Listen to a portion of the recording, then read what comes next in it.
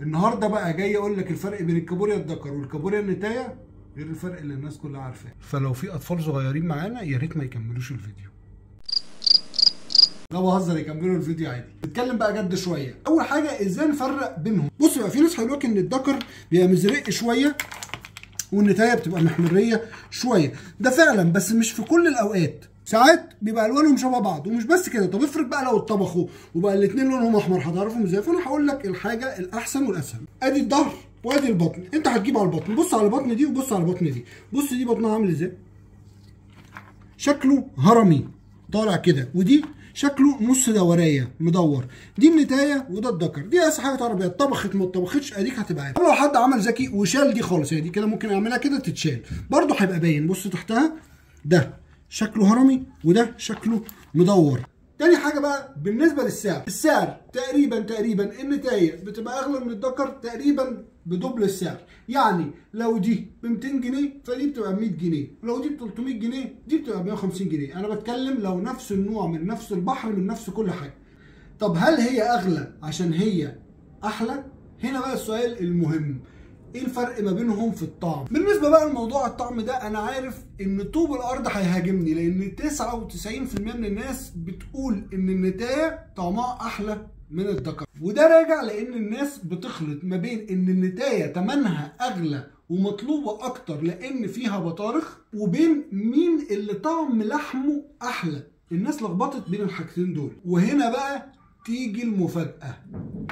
انا وجهه نظري المتواضعه ان الذكر لحمه احلى واكتر. مش بس كده، ده كمان طعمه مسكر. بس بصراحه برضه عشان اقول الحق، بطارخ الكابوريا طعمها احلى من لحم الكابوريا نفسه. طب لو انت بقى اصلا واحد مش بتحب البطارخ هتطلب ايه؟ بالنسبه يا جماعه للناس اللي انا عارف انها هتخش بقى تهاجمني وتقعد تقول لي انت بتضحك على الناس ومش عارف ايه، اللي هم الناس اللي بيدافعوا على الكابوريا النتي دي واكنها بنت خالتهم. انا كده كده في المطعم عندي ببيع الاثنين، بالعكس دي النتي اغلى زي ما قلت لك، بتبقى اغلى تقريبا الدبل. فانا اكيد لو انا بقى في مصلحتي ان انا ابيع النتي اغلى واكتر واكسب اكتر. ودلوقتي بقى عملي هنطبخ الاثنين ونفتحهم واوريكم بعينيكم. ودلوقتي يا جماعه طبخنا الاثنين اهم. الناس بقى اللي كانت بتقعد تقول لك تعرف الذكر والنتايه من اللون، ده احمر وده ازرق. تعالى بقى قول لي كنت هتعرفه ازاي دلوقتي اهو. بص الاثنين نفس اللون بالظبط اهو. طب من الناحيه الثانيه ولا ازرق ولا اهو، الاثنين اهو. بص دراع ده، بص دراع، وبص دراع ده. لكن بقى الطريقه اللي انا قلت لك عليها انت هتعرف لوحدك. طبعا انت عرفت ده اهو الذكر شكل الدبوس اهو هرمي، وده شكل نص دوريه اهو. حتى بعد ما شلنا الغطا واضح وباين. ادي بقى اول حاجه هنفتح النتايه. بص طبعا هي ما فيهاش بطروخ كتير، والبطروخ بتاعها اللي هو الطري مش الناشف. تمام، دلوقتي بنتكلم على اللحم.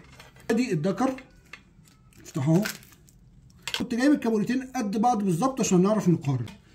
بنفتح كده، لو في بطارخ بتبقى في النص ادي اهي، نفس الكلام كده بنقسمها من النص. تحكم مين اللي لحمه اكتر. وعشان ابين لك اكتر هوريك منظر اللحم اهو. النتايه اهي هنطلع منها اللحم اهو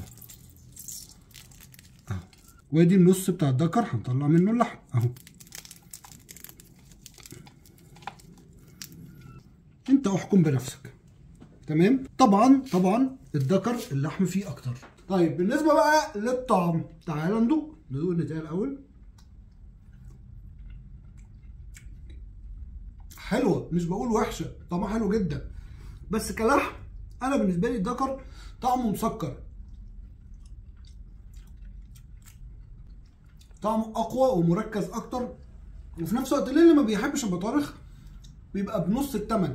انا عن نفسي بحب البطارخ فاكيد بجيب النتي، ولما بيبقى عايز اكل لحم بجيب الذكر. وخدها قاعده كده في اي حاجه بحريه، اي حاجه يا جماعه بتبطرخ يعني بتبقى حامل طعمها مش بيبقى حلو. يعني مثلا البوري المبطرخ اللي هو بنيجي في الموسم بتاعه بيوصل ارقامه فلكيه، تمام، وبيبقى سعره غالي وبيبقى عليه طلب وبنبيع منه كتير جدا جدا جدا. فعليا هو بيبقى تحفه عشان مليان بطارخ، بيوصل حجم البطروخ كيلو. بس لو دقت طعم السمكه نفسه بيبقى مش حلو زي ما تبقى سمكه مش مبطرخه. وده ليه؟ لان سبحان الله الحاجه اللي بتبقى حامل او مبطرخه كل الغذاء اللي في جسمها وفي لحمها بينزل عشان يغذي الجنين ويغذي البطروخ، فطعمها بيبقى هزيل. يا ريت بقى لو عجبك الفيديو تعمل لنا لايك وفولو عشان تشوف الفيديوهات الجايه. صباح الفل عليكم.